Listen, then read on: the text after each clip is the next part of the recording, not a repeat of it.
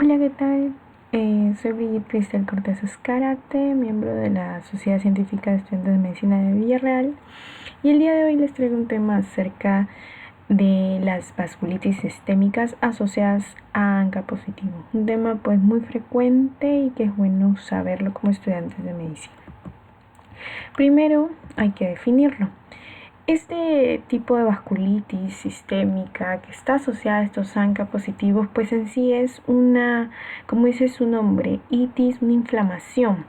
Inflamación a nivel pues de la pared vascular y que muchas veces está asociado a necrosis, y esta necrosis puede tener un depósito de complejo autoinmune, pero en este caso las vasculitis asociadas a ANCA no tienen o es escaso el depósito de esos complejos inmunes. Con respecto a la localización de las paredes vasculares a las cuales son lesionadas este tipo de vasculitis, son pues según su calibre paredes vasculares de pequeño calibre. Entonces, cuando nosotros pensemos en las vasculitis sistémicas ANCA positivos, tenemos que ver que esta lesión es a nivel de vasos de pequeño calibre. Y lo otro es que estas vasculitis pues pueden aparecer de forma primaria, en la cual la mayoría pues no hay una causa identificada, lo cual son idiopáticas, y en el caso de las secundarias, las que pueden estar asociadas pues por algún agente infeccioso, una neoplasia o por un fármaco. Con respecto a la epidemiología, vamos a ver que las vasculitis sistémicas asociadas a ANCAS incluyen a tres enfermedades, que vamos a verlas el diagnóstico diferencial más adelante, cómo nosotros vamos a través de la clínica a diferenciarla. La primera que vemos aquí con estas iniciales que vendrían a ser la granulomatosis con poliangitis, antiguamente llamada enfermedad de Wegener. Luego, la que vemos aquí con estas iniciales vendría a ser la poliangitis microscópica, y esta que vendría a ser la granulomatosis eosinófila con poliangitis, que vendría a ser el síndrome de Chugge-Strauss, antiguamente también llamado así. Vamos a ver que su incidencia es de 13 a 20 casos por millón de habitantes, y en nuestro medio, en el Perú, de estas tres, la más frecuente es la poliangitis microscópica, según esta fuente. Y vamos a ver que antiguamente también la poliangitis microscópica seguía siendo bien frecuente, y según el sexo esto era más frecuente también en mujeres hasta ahora. Ahora, con respecto a la etiopatogenia, como habíamos visto, podíamos ver que estaban asociados a varios factores. Uno de ellos que había mencionado eran los factores infecciosos. Factores infecciosos donde se ha visto que predominantemente uno de los que más sobresalen es el Staphylococcus aureus. Luego, con respecto a los factores ambientales, también se asocia a exposición al sílice. Y con respecto a fármacos, como el caso del antitiroideo, que vendría a ser el propiltio uracilo, también es un fármaco que nos podría inducir al desarrollo de este tipo de vasculitis. Y otro fármaco que también se ha visto relacionado es la minoxiclina, que es un antibiótico.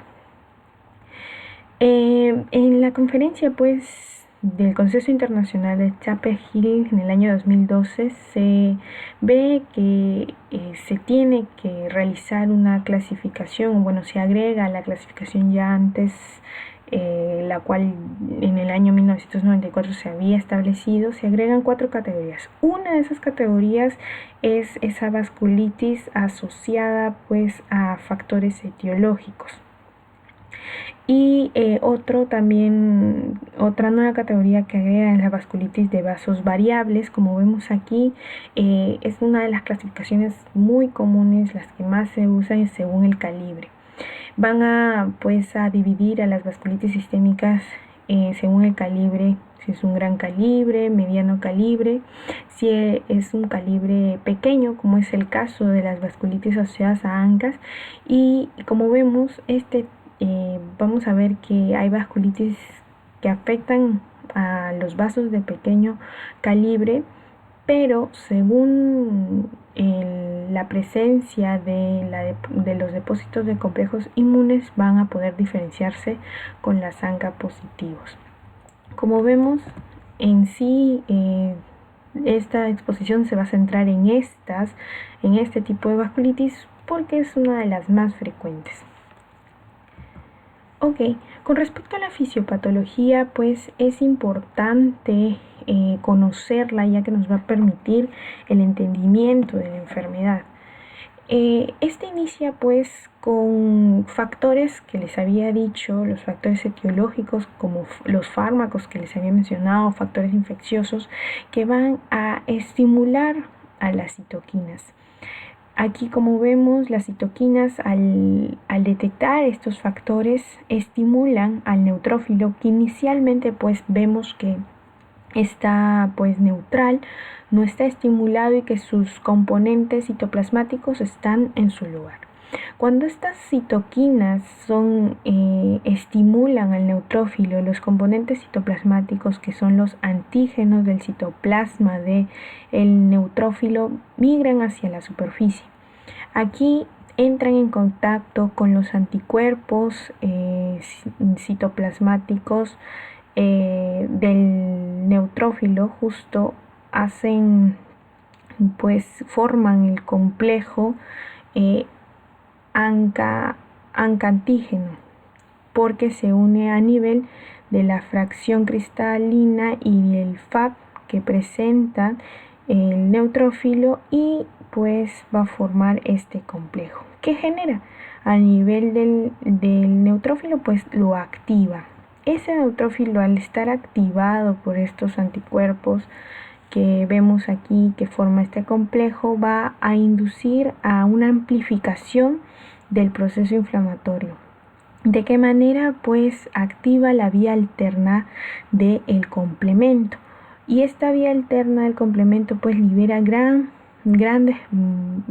cantidad pues las partículas, como vemos acá las C5A, que son anafilatoxinas, que incrementan más el proceso inflamatorio, y por ende a nivel de estas células endoteliales de la pared vascular comienzan pues a lesionarse y genera un proceso en el cual obstruye el vaso y se necrosa. Entonces todo este proceso explica cómo es que unos factores iniciales estimulan estas citoquinas que terminan en la necrosis de este vaso, que en este caso es un vaso de pequeño calibre.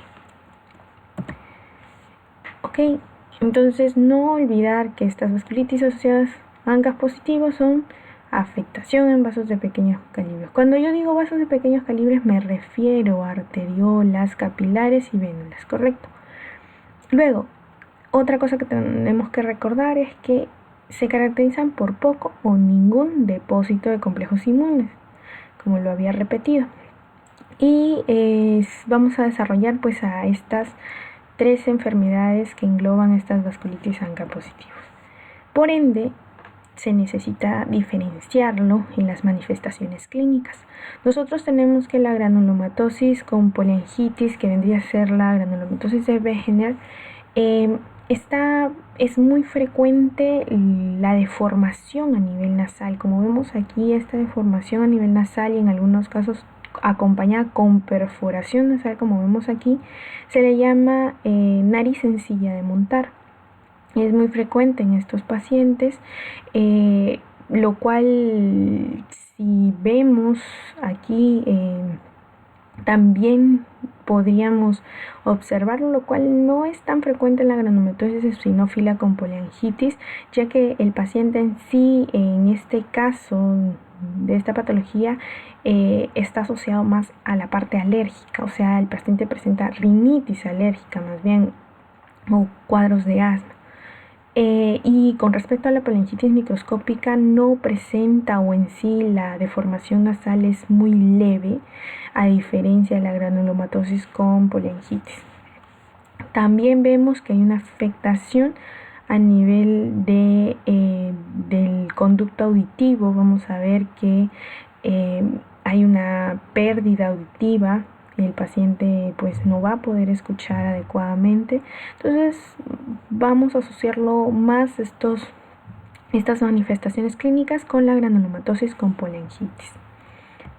Ahora, vamos a ver también que las lesiones isquémicas se van a presentar, miren, a nivel nasal, a nivel distal, en los dedos, en el pabellón auricular, como vemos acá en las plantas también de los dedos de los pies, que son zonas donde encontramos pequeños vasos.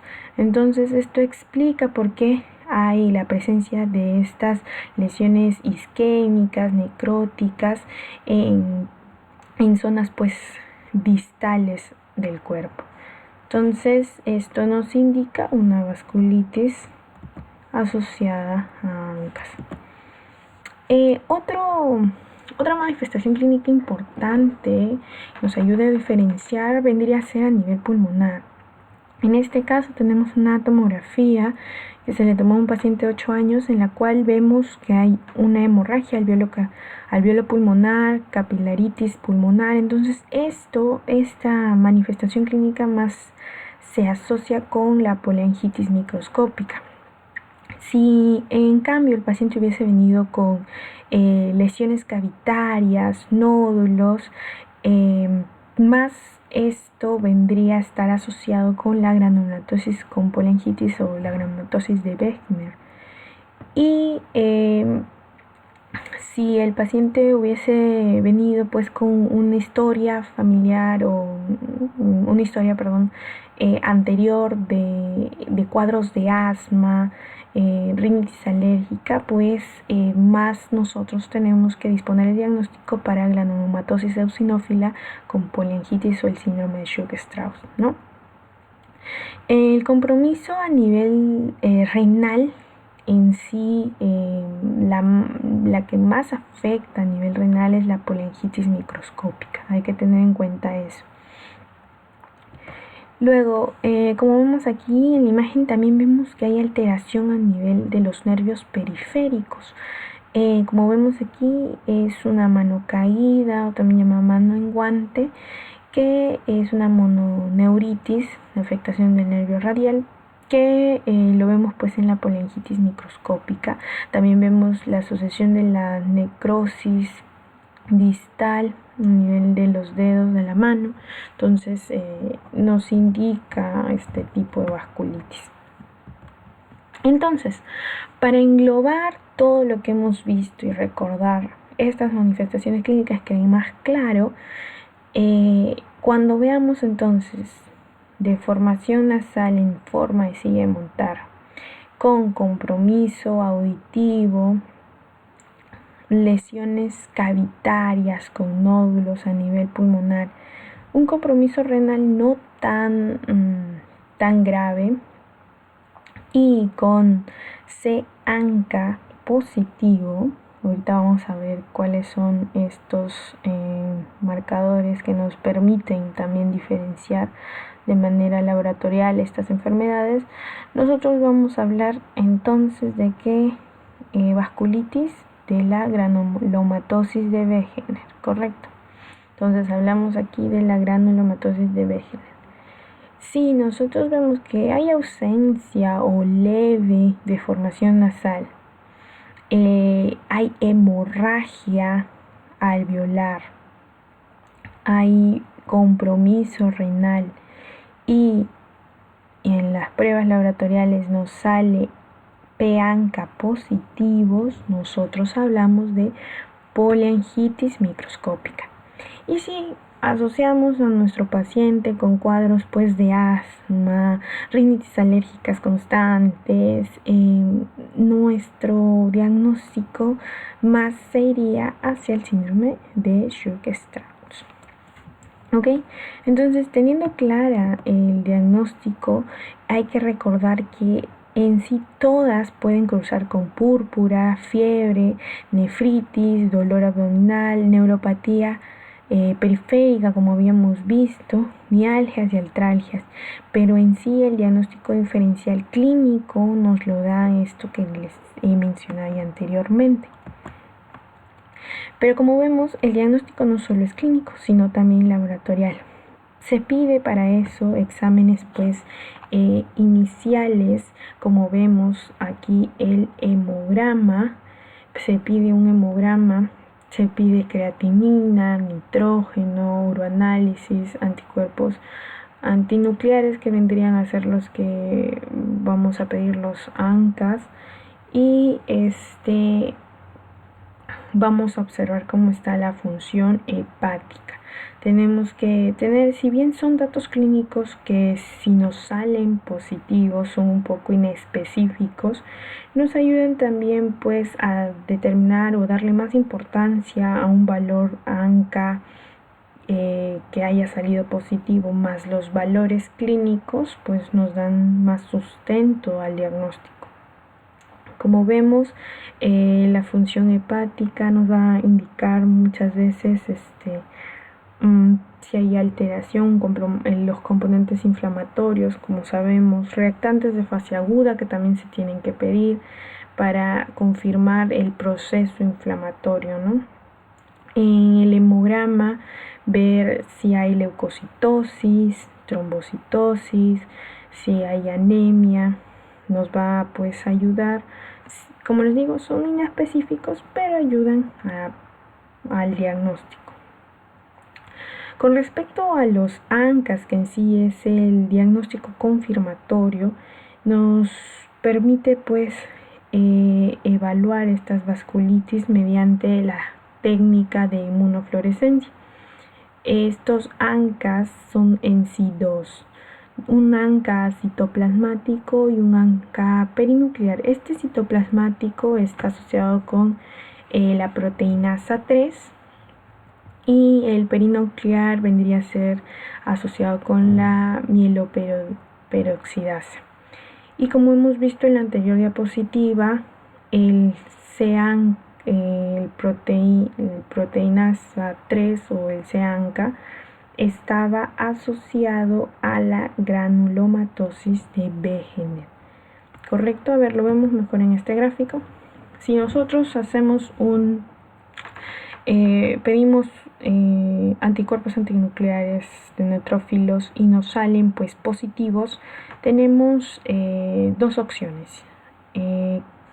Que hayan sido positivos para ANCA, para PANCA o para CANCA. Si son positivos para CANCA, nuestro diagnóstico de frente pensamos en, ya es una granulomatosis de Wegener.